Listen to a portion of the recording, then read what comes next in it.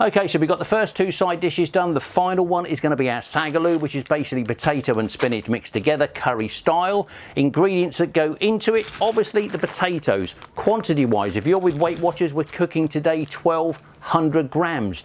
Reason we're doing it, because we're cooking with oil as well. 40 grams worth 4 points.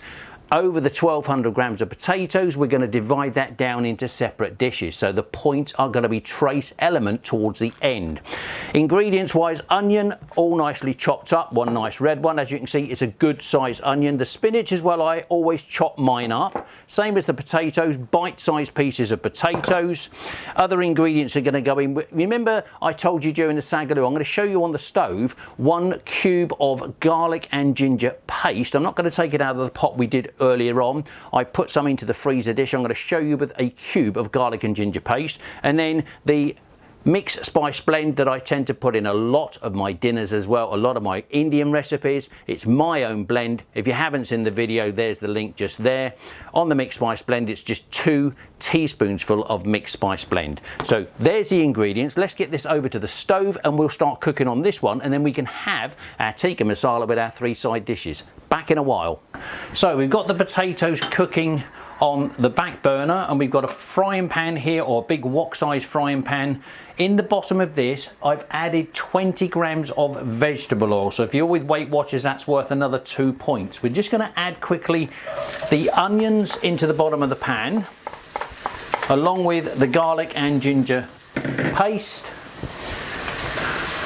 And all we've got is 1 teaspoonful of garlic and ginger paste in there as well. And we're going to add a little bit of salt. Well, I say a little bit. This one's about 3/4 of a teaspoonful of salt to reduce down the onions and garlic as quick as we can. So we keep this one going and stirring around. The potatoes on the back, we're going to keep those cooking anywhere between 5 to 8 minutes. We don't want to overcook them while this is reducing itself down, and then we'll start bringing all this together shortly. So we're just going to leave these to reduce down, and we'll come back again in a short while. So as you can see, the onions and garlic and ginger paste has been cooking now for about 3 minutes. They're reducing down quite nicely. At this point, what we're going to do is add our spices into the bottom of the pan and stir this together until it comes into forms a nice paste. Again, with spices, if you're cooking it with oil like we're doing on this one, you don't want to overcook the spices. You just want to incorporate them into the food. If you cook them longer than a minute, I always find that you'll probably end up burning the spices. So you can see it's all coming together, it's forming a nice paste. And at this point now, what we don't want to do is to burn the spices.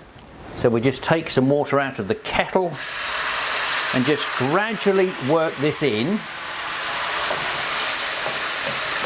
so that we're not burning the spices, but we are incorporating the spices. The potatoes, as you can see, are almost ready as well. It's coming together quite nicely.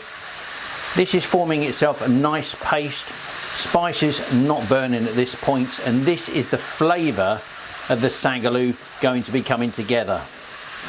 A little bit more water in the bottom of there.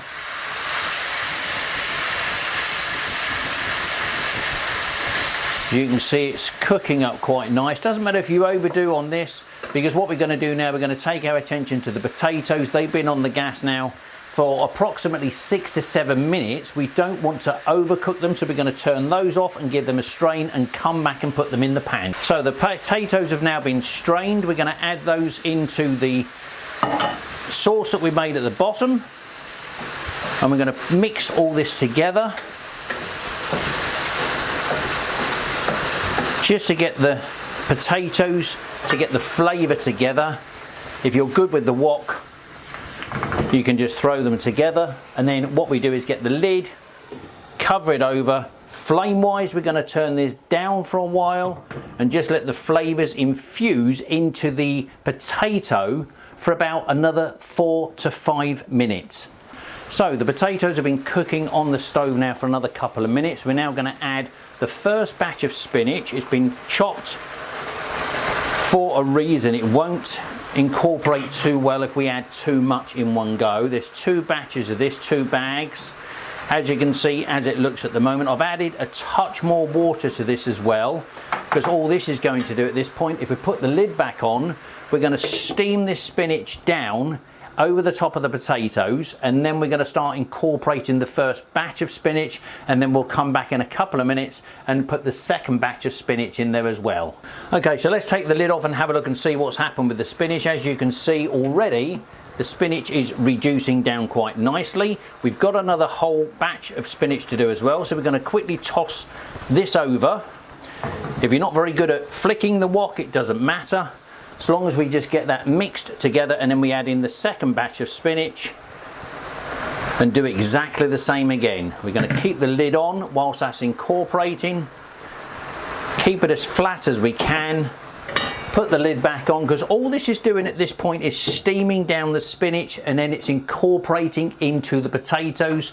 And then all we're going to do is, once it's reduced right down and it's a soft version of spinach, then we're going to just keep drying this out more and more. But we might first have to add some more water if necessary to reduce the spinach down. Okay, so let's take the lid off and look at the second batch of spinach. It's reducing down again quite nicely, not quite soft enough. Let's check the bottom. Not quite enough fluid. This is where what we need to do is grab a little bit more water, because we're basically steaming this spinach down and we don't want to burn the bottom of the pan just yet. So we're just adding a bit more water into the bottom of the pan to help steam that spinach down a little bit further. And we'll come back to this probably in about another 2, maybe 3 minutes time. Okay, so we've been back on the stove now for another further 2 minutes just to reduce this down, just to look at the spinach and see, has this settled down enough? The easiest way to find out whether the spinach is done, and this is the only way I can describe it to people that have never done this Sag Aloo dish before, is the spinach flat enough and moulding itself to the shape of the potatoes? If it isn't, then you need to steam it for a little bit longer to reduce it to stick and mould itself around the potatoes. As you can see, this is now moulded all around the potatoes. So at this point, we're going to give it a shake. This is where you can stir it yourself. I'm quite a dab hand with the wok, but all we're going to do is start incorporating all these flavours together, mix it together, and at this point we're going to keep it on a medium heat, not so high, and we're just gradually going to reduce down the fluid further and further and further as we go through. So just continually keep it on the move. I'm lucky in the respect I can shake it around. If you're not that good, you can always just get a spoon and fold it in from the sides. Doesn't matter which way you do this, because all we're doing at this point is incorporating the potato, spinach and all the spices together. I like to just take hold of mine and give it a shake and just keep moving it around further and further and further. And this will go on now for probably about another further 5 to 8 minutes of just reducing down. You can see the steam's coming off. All we're doing is reducing down the liquid and sort of drying the dish out. And this is what I give when I'm talking about the Sag Aloo flavour of mine. You'll see in a while, probably about another 3 or 4 minutes. At the moment, these sides of the pan are nice and clean because it's still very wet.